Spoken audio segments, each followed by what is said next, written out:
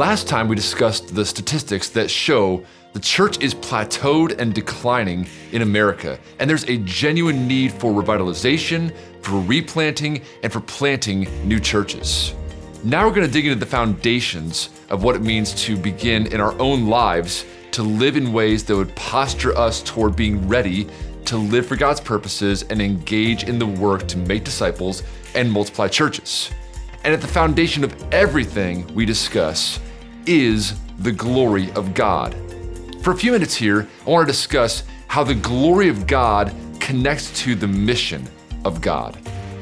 John Piper once said this: missions exists because worship doesn't. Worship is ultimate, not missions, because God is ultimate, not man. When this age is over and the countless millions of the redeemed fall on their faces before the throne of God, missions will be no more. It is a temporary necessity, but worship abides forever. That quote is impactful and is such a needful reality for us to take in as we look to engage in the mission of God. Behind all of that is God's passion for His own glory and the passion we should have also for His glory. Consider the overarching storyline of the Bible. First, God created the world and everything was good, as you see in Genesis 1 and 2. Just consider the fact that God made everything out of nothing. He creates in His own glory and for His own glory by His power. But then, of course, Adam and Eve rebel against God's command, and as a result, sin and death enter our existence and mar all of God's good creation. Certainly there's still good in the world, in our creation, but all that goodness is, again, distorted and marred by sin and its presence. So, God enters into a plan to redeem a people. First in the Old Testament with Israel and His work with them, and then we see that come to fruition in the person and work of the God-man, Jesus Christ. Salvation comes about through faith in Him, and God has gloriously given us salvation in that way. And now, for those who believe in Jesus, He's formed the church, God's people who believe in Him and gather together to be edified by the Word of God and to pray together and to sing together and embrace the ordinances together, and then to scatter on mission for His glory. And one day, Jesus will return to bring in the fullness of His kingdom. No more sickness, sorrow, pain, or death. The former things have passed away, and He will reign with His people forever to the glory of His name. Everything about the storyline of the Bible is about God's glory. That's a cursory look at the Bible storyline overall. We can say much, much more, but just to say, everything God does, He does for His glory, His renown, His majesty, His reputation, His fame. He desires that He would be known and praised and glorified because He is the only great and glorious one. So consider some texts now that think of the glory of God and then also the mission of God. And again, not exhaustive as a list here, but some things to consider in terms of this reality. First, Psalm 29 reminds us, ascribe to the Lord, O heavenly beings. Ascribe to the Lord glory and strength. Ascribe to the Lord the glory due His name. And this whole psalm repeats this refrain of the glory of God and all that He does in His creation, reminding us He's the only one who is worthy of praise. Isaiah 43, 6 and 7 tells us, God says, bring my sons and my daughters from afar, everyone who is called by my name. And it goes on to say, whom I formed for my glory. God made us sons and daughters for the glory of His name. You exist, I exist to make much of God.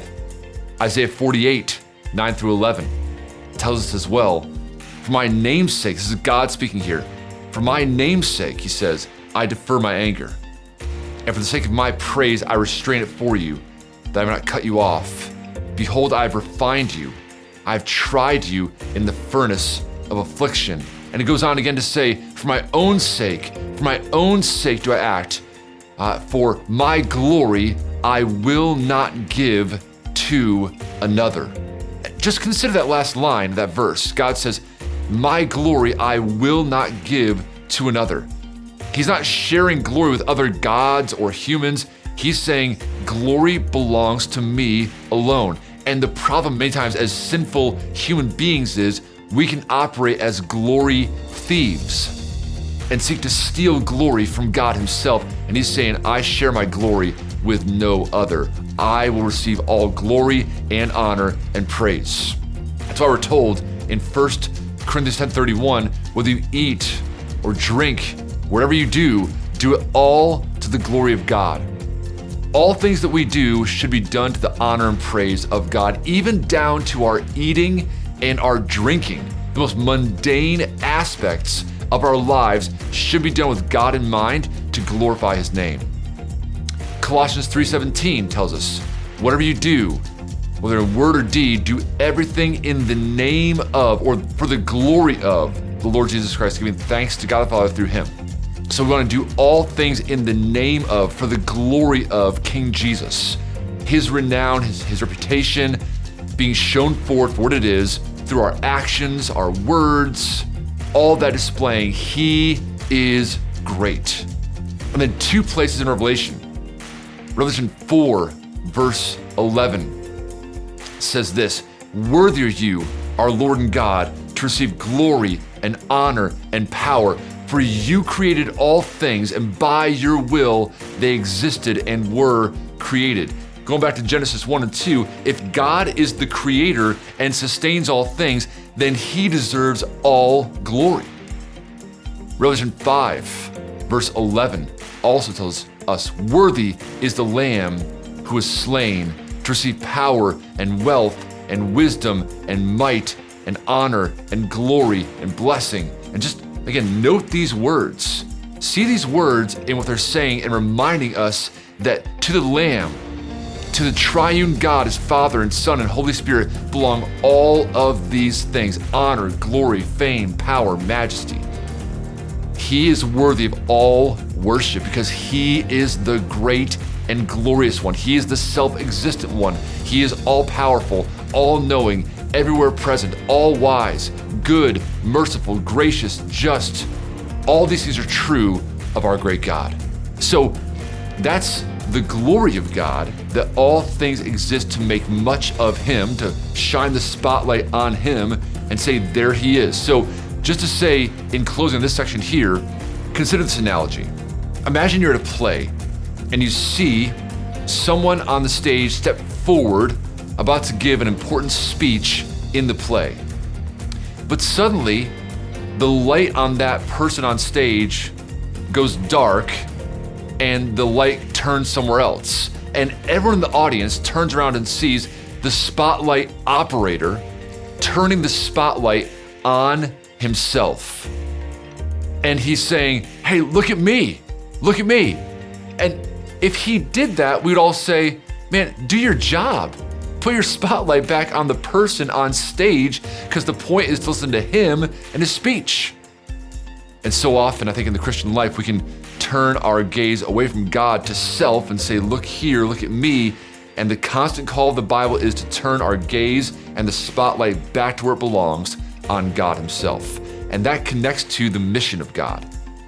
Think of Psalm 67, where it tells us in this psalm here, let the nations be glad and sing for joy, for you judge the peoples with equity and guide the nations upon the earth. Let the peoples praise you, O God. Let all the peoples praise you. Let the nations be glad and sing for joy.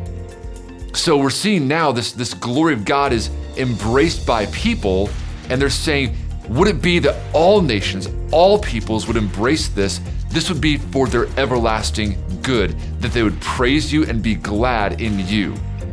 This corresponds to the Great Commission. In Matthew 28, 18 through 20, Jesus says, all authority in heaven and on earth has been given to me. Go therefore and make disciples of all nations, baptizing them in the name of the Father and the Son and the Holy Spirit, teaching them to observe all that I've commanded you. And behold, I am with you always to the end of the age. There's a call to make disciples of all nations, we see here. All nations, all peoples, all tribes, all tongues. Why? Because they should know King Jesus and glorify his name, make much of him and praise him because he's worthy of praise, and that's where gladness is found.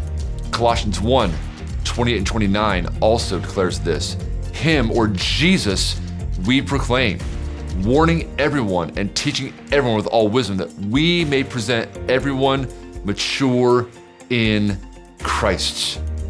It's to that end that we toil. We want to present everyone mature in Christ as we proclaim Jesus to those who are around us.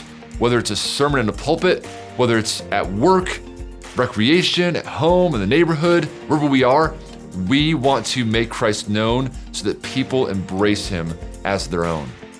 So what is this calling us to?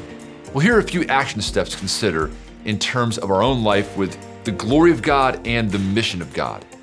First, we need to recognize that we are not ultimate.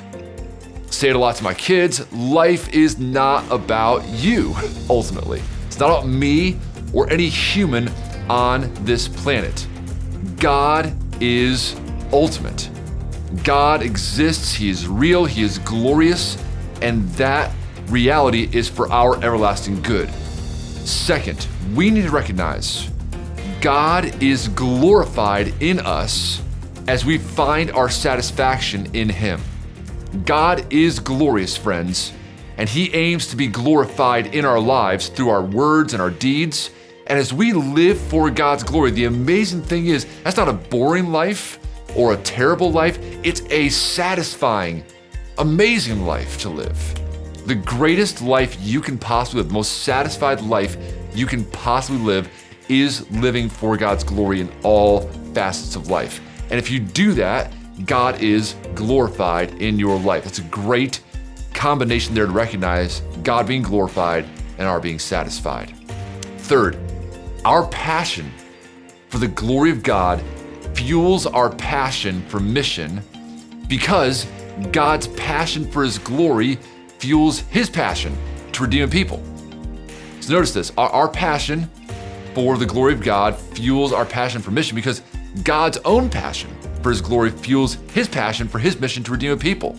So as we recognize the amazing character of God, we see his attributes and who he is and what he's done and what he's doing, and we praise him, worship him, we can't help but go outward with that worship and make him known to others. And God, in like fashion, glorifying himself, goes outside of himself to make himself known to a people. We join him in glorifying him on mission. And finally, we're called to know God and make him known. Know God in his glory, in his majesty, in his splendor, and make him known. You're going to talk about what you love most, your favorite dessert, favorite movie, whatever. And if God is at the center of your life, then you will make him known. You will gladly make him known as you know him more and more. So pray to God that you would see all there is to see of him in his word. Live, go out and take risks. Share the gospel, make him known, sacrifice, serve others, go to the poor, live for his glory. Give toward ends that would make much of him here and around the world. And let's pray about ourselves going. Would we go to a hard place? Maybe you'd send via prayers and gifts of money and all those things. Maybe you're called to go short-term or even long-term to a place that has yet to understand the gospel of Jesus so they can glorify God and they can be satisfied. Friends, the glory of God is the foundation of all things we think of with the Synergy Initiative. As we grow together and go together, he must be at the bottom and the foundation of it all. From him, through him, and to him are all things. To him be glory forever and ever. Amen.